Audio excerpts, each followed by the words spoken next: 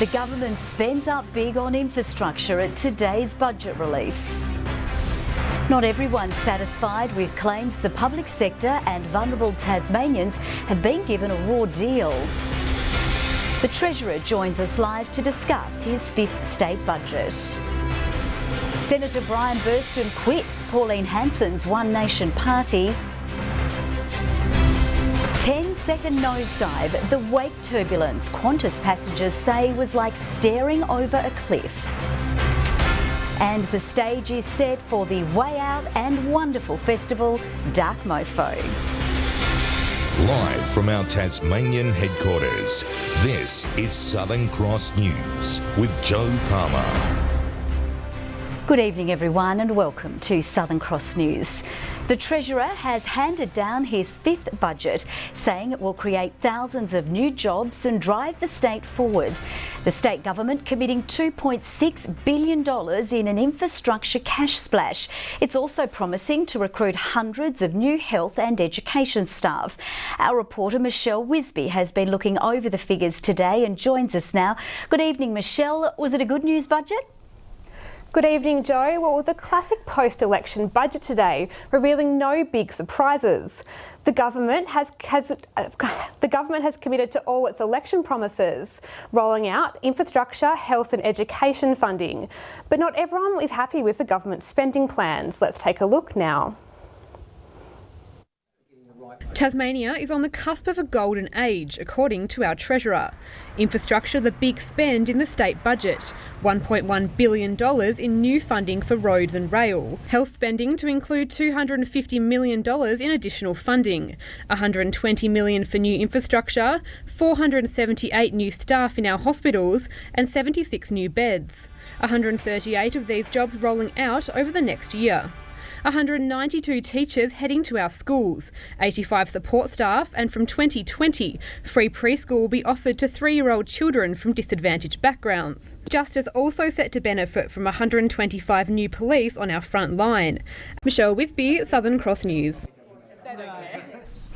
While the business industry has hailed the $2 billion of infrastructure spending as beginning a magic few decades for the state, those in the community service sector say vulnerable Tasmanians have missed out in this year's budget. The public sector is also now preparing to step up its fight for better wages. It's a budget hoped would help our homeless, but they claim most vulnerable Tasmanians will be no better off anytime soon. With the budget, today's hot topic and the looming Braddon by-election, Malcolm Turnbull took a trip to Tassie. The PM's time spent spruiking recent funding announcements with candidate Brett Whiteley in tow. But Labor says it's less than impressed. Nothing new was offered.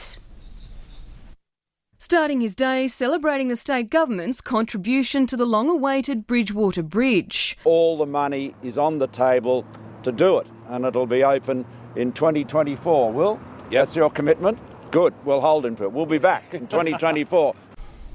A 30-year-old man charged with major drug trafficking has today pleaded not guilty in Hobart's Magistrates Court. Mitchell John Campbell was extradited from Queensland to Tasmania last night and was charged soon after. It's alleged Mr Campbell was sending packages of drugs to Tasmania through Australia Post. The case has been committed to the Supreme Court for September. Pauline Hanson's political party One Nation is in tatters. Senator Brian Burston quit the party today after falling out with his leader over the government's big business tax cuts. They arrived on the political scene less than 2 years ago as Pauline Hanson's Fab Four, but have since disappeared one by one.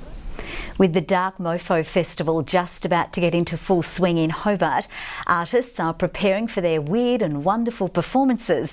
One in particular who will spend the next 3 days under the ground of one of Hobart's busiest traffic thoroughfares. Our reporter Louise Hedger is on Macquarie Street now. Good evening, Louise. What is happening there? Well, Joe, it is a work of art that has certainly caused some controversy, and it's definitely been getting us talking. But regardless of any of that, it is going ahead tonight with crews working behind me here just about to open up the bitumen for Mike Parr to go underground. Here's what else is happening around Dark Mofo above ground.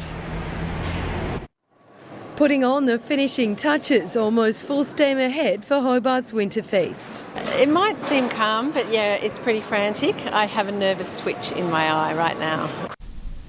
Well, stay with us. Still to come in our broadcast tonight, US President Donald Trump returns to the White House to a new staff crisis.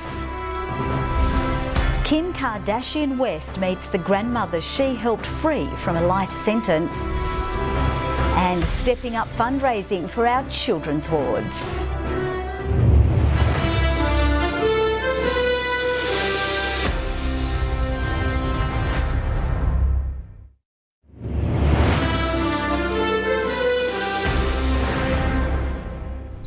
Welcome back, everyone.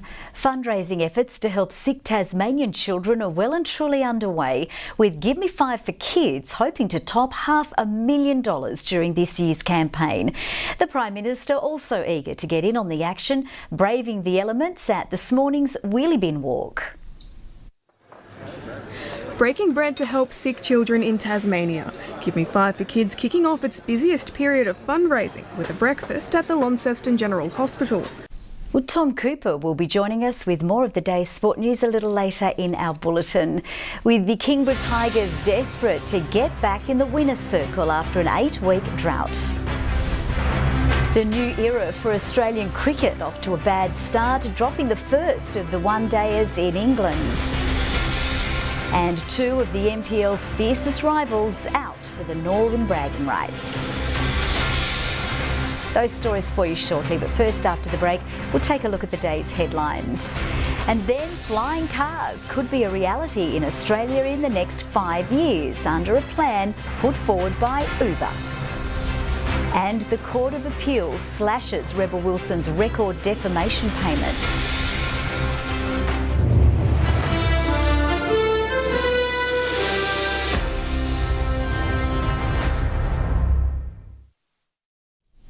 Welcome back, everyone. These are some of the stories making headlines tonight. The government spends up big on infrastructure at today's budget release. Not everyone's satisfied with claims the public sector and vulnerable Tasmanians have been given a raw deal. Senator Brian Burston quits Pauline Hanson's One Nation party. And the stage is set for the way out and wonderful festival, Dark Mofo. Well, it is budget day and we have an opportunity now to hear directly from the Treasurer, Peter Gutwin. Good evening, Treasurer. How are you this evening? Joe, I'm very well, thank you. It's certainly a bit cold down there. Thanks for joining us. There's certainly money being splashed around as your election promises stated, but it does appear the community sector is far from happy with funding for vulnerable Tasmanians. If there is a multi-million-dollar surplus, why haven't you spent it? Well, Joe, we're spending $300 million on keeping the cost of living lower, mainly targeted at people on low incomes. And importantly, in this budget, we double more than a 100% increase in respect of investment into affordable housing. Well, Treasurer, thank you very much for joining us. I guess the next few days will be spent with you selling your budget to those who are perhaps not as happy as you are. Thank you very much for joining us this evening. Joe, thank you very much. Moving to other news, and she said it was never about the money. And now Rebel Wilson's record defamation payout has been slashed on appeal. The Hollywood actor will now receive just a fraction of the $4.7 million she was originally awarded after judges found her career didn't suffer as had been claimed. Rebel Wilson was working on a new film in the Czech Republic while an old battle was being fought in Australia. Let's take a look now at the day's business and finance news with thanks to Tasplan, your local super fund. Australian shares have closed the day weaker after disappointing local job figures and weaker than expected industrial activity data out of China weighed on the market. The ASX 200 index has dropped by 6.9 points.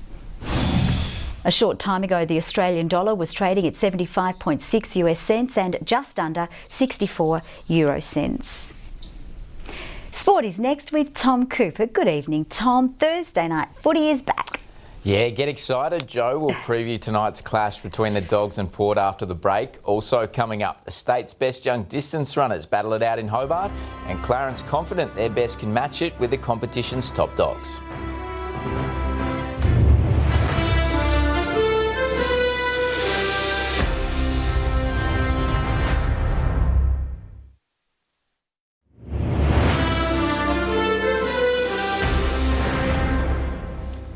Welcome back. Richmond is nearing full strength for Sunday's blockbuster against the Cats. A football reporter, Mark Stevens, joins us from Punt Road. And Steve-o, it's D-Day tomorrow for a couple of Star Tigers. Well, Tom, the Tigers will train here at Punt Road again tomorrow, but the good news is that Dustin Martin has been named in the starting 18. There had been a few murmurs that he'd missed, but if he gets through tomorrow, he's definitely good to go. Back home now, and the Kingborough Tigers coach Trent Bomella has channeled Hollywood blockbuster Bad Boys as he looks to drag his side out of an epic form slump, while Clarence will be sticking to what they know at home this weekend, despite facing the TSL's most formidable outfit.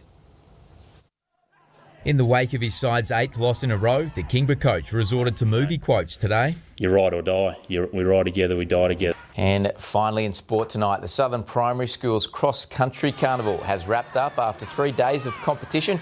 Around 1,000 children from 58 schools put in their best effort at Gilston Bay, Bellerive, Howrah and Molesworth were the winning schools in the 3 divisions. Boy, I'm out of breath just watching those kids, Joe. Good on them. It's a long way for those little legs to run. They did a great job.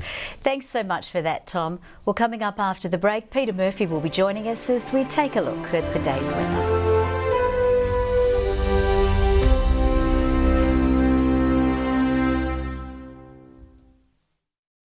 Good evening. Temperatures range from -3 at Ouse to 15 at Bushy Park today. Hobart, Burnie and Devonport 13, Launceston 11 degrees. Bit of rain about. Strawn had 20 millimetres to 9 a.m, the highest today 14 at Low Rocky Point. Flinders Island and Friendly Beaches 14 degrees. King Island, Low Head, Ouse and Strawn 13, St Helens 12 and Lyowini 5. Cloud did start streaming over the north and west of the state today as the front rapidly approached, and we can see that on the big picture, all the clouds spiralling into a low to our west with active thunderstorms. Patchy low cloud over southern WA and South Australia, a mid-level band over Queensland. Tomorrow, the low to our south will direct a westerly flow over Tasmania with embedded troughs. An area of high pressure lies over western and central parts of Australia. Now, as mentioned, the winds will have a west to northwesterly angle tomorrow, reaching 20 to 30 knots around the coastline and to 20 knots inland. A severe weather warning for the North Coast and Bass Strait Islands for potentially damaging winds. A gale warning from Sandy Cape to Wineglass Bay is on. Strong wind warning for remaining waters and a small craft wind alert for the lakes. We also have a minor flood warning for the North Esk, a flood watch for northern river basins, a warning to sheep graziers for many districts and a road weather alert for the north. And for tomorrow, a shower or two for Hobart, 5 overnight, 12 the high, 12 for Huonville with a shower, possible shower for Campania, 13 the maximum. Launceston showers easing, 13, 12 the high for Devonport and 13 for Georgetown, a windy afternoon. Showery and windy for Burnie, those winds will ease later, 12 the top, 11 the high for Strawn, showers for Wynyard and 12 degrees. And for St Helens, morning showers clearing, 13 the maximum, 14 for Swansea, a shower or two for Port Arthur and 12. To the weekend and Saturday, showers and possible hail, mainly over the west, south and central areas, snow to 900 metres, showers over the west, south and east, possible hail over the south with southerly winds, and on Monday, a few coastal showers over the south and east. Sunny in Perth tomorrow, showers for Adelaide, Melbourne and Canberra, sunny but windy in Sydney, but fine for Brisbane. It's partly cloudy in Hobart, 7 degrees at the moment. Showery again in Launceston, 9, and currently in Devonport it's cloudy and 12. Well, dark mofo's happening, Joe. They're digging a hole in Macquarie Street, putting a bloke in, putting the bitumen on. 3 days later they're going to take the bitumen off, dig him out. And I've had a pothole in my street for 8 months. Can't get it fixed.